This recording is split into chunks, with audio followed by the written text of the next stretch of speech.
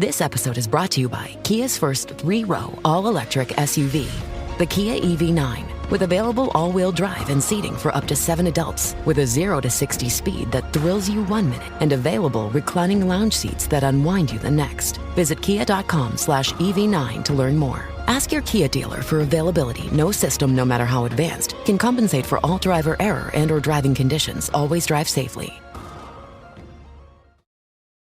If you've been struggling to fall asleep or stay asleep, try listening to a guided meditation tonight on the Sleep Meditation for Women podcast. Meditations are a natural, easy way to quiet your mind and relax your body so you can get the sleep you need. Every night, Sleep Meditation for Women provides a new episode, from body relaxations to guided visualizations and even dedicated sleep sounds. Listen for free now by searching Sleep Meditation for Women on your favorite podcast player and begin sleeping better tonight.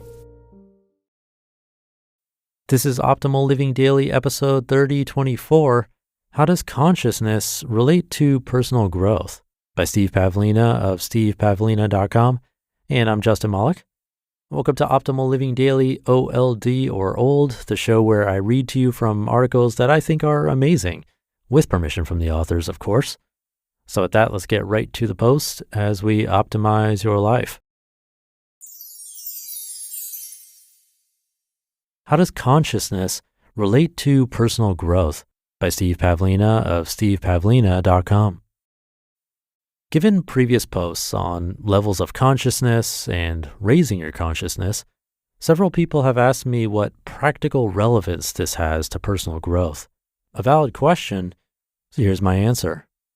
Certainly, your actions will produce results in your life, but which actions should you take? Logic and reason can help you decide how to get things done, and they can help you break large projects into small steps. If you know the questions, logical thinking can help you find the answers. But logic and reason have no context for deciding which questions to ask. Your reason cannot tell you why one question is any more or less important than another.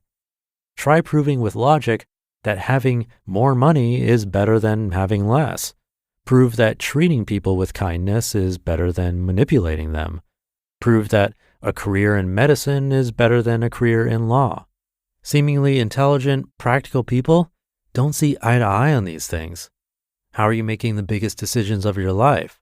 What career should you choose? Should you marry? Should you have children? And if so, how many? What's most important to you in life? Don't kid yourself into thinking you're making these decisions based on what's most practical. Ultimately, you're forced to go with intuition. No matter how practical you feel you are, you're still making the biggest decisions of your life from a context that transcends rationality. Ultimately, it all comes down to a gut feeling. What provides this overall context for how to live? What's giving you the questions to ask? Those are coming from your consciousness. Your level of consciousness will determine the big questions and answers in your life. Everything else trickles down from there. Your intellect exists only to serve your intuition, no matter how practical you think you are. So what does it mean to become more effective or productive? If you get better and better at doing what you're doing, but never raise your level of consciousness, are you really being effective? Are you getting optimal results? Does it make sense to become better and better at doing things if you're stuck at the level of anger or pride? If you're a human living the life of an ape, does it make sense to invest your time to become a better ape? Or is it worth the effort to try to wake up to your human side? What if everyone else around you seems content with living like apes? It's so easy to fall into the trap of avoiding these kinds of questions, but you'll never know true happiness until you summon the courage to ask. What if your whole life has been a mistake? How would you know? What if you've spent your whole life up to this point with all the big decisions being made at a much lower level of consciousness than you're capable of? What if you've been making the big decisions out of fear because you didn't know how to exercise your true courage?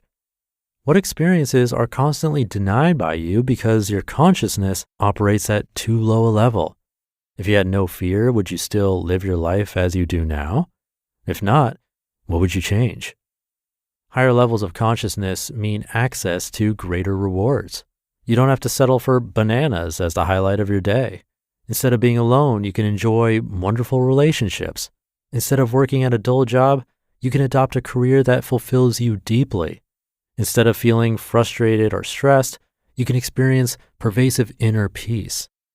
If your level of consciousness is too low, these rewards will always be denied you, and it'll seem like a mystery why others are able to attract them so easily, but not you.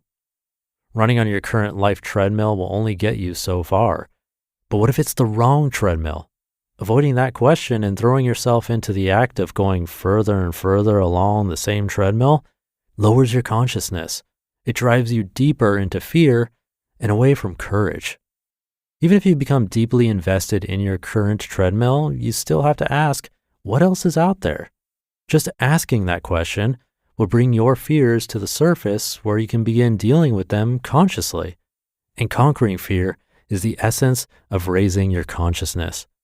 No matter how incredible your current treadmill, there's always a better one. Living consciously means learning to feel comfortable moving from treadmill to treadmill without becoming overly attached to any of them. That is the essence of personal growth. Who is at a higher level of consciousness, the person who has everything but is deathly afraid of losing it, or the person who has very little but has no fear of loss? Who will be happier? Who will be able to attract and nurture the most loving relationships? Who will be at peace? The more attached you are to your current treadmill, the less conscious, the less free you are. And with greater freedom comes far greater personal growth because you'll gain access to new experiences that you'd otherwise be too fearful to attempt. Ask the big questions. Then face down all the what-if fears that surface with as much courage as you can muster. When you do that, you become more conscious. You just listened to the post titled, How Does Consciousness Relate to Personal Growth? By Steve Pavlina of stevepavlina.com. Something always comes up when you're running a small business. Take the pain out of payroll benefits and HR and put the joy back in running your business with Gusto. Gusto's payroll and HR services can make it a little easier. Gusto was designed for you, the small business owner. They take the pain out of running a business. Automatically calculating paychecks, filing payroll taxes, setting up open enrollment, Gusto does it all. And want more? Time tracking, health insurance, 401k, onboarding, commuter benefits, offer letters, access to HR experts. You get the idea. With Gusto, you can focus on the joy of running your business. It's super easy to set up and get started. And if you're moving from another provider, Gusto can transfer all your data for you. It's no surprise 94% of customers are likely to recommend Gusto. 94. Here's the best part. Because you're a listener, you get 3 months totally free. All you have to do is go to gusto.com/old. Again, that's gusto.com/OLD. I'm telling you, you're going to love Gusto. Get started today. Before we start, please check out our new podcast, Good Sleep. Have you ever noticed how a calm mind can really set the stage for a good night's sleep? That's the idea behind our new podcast, Good Sleep. Greg, our host from Optimal Relationships Daily, is here to help ease you into a peaceful night's rest with some positive affirmations. And these affirmations aren't just comforting, they can help ease anxiety and nurture positive thoughts, setting you up for true good sleep. So press play on Good Sleep tonight because a good tomorrow starts with a good night's sleep. Just search for Good Sleep in your podcast app and be sure to pick the one from Optimal Living Daily. Thank you to Steve. This is a nice continuation from a recent article that I read from Benjamin Hardy talking about how we should really make a list of things we want to do in the future. And it's a bit more than a bucket list. But now here's Steve asking, well, why those things? And where are those ideas really coming from? It's good questions to have because we definitely want to make the best decisions possible. A nice little quote to ponder from there. Running on your current life treadmill will only get you so far, but what if it's the wrong treadmill?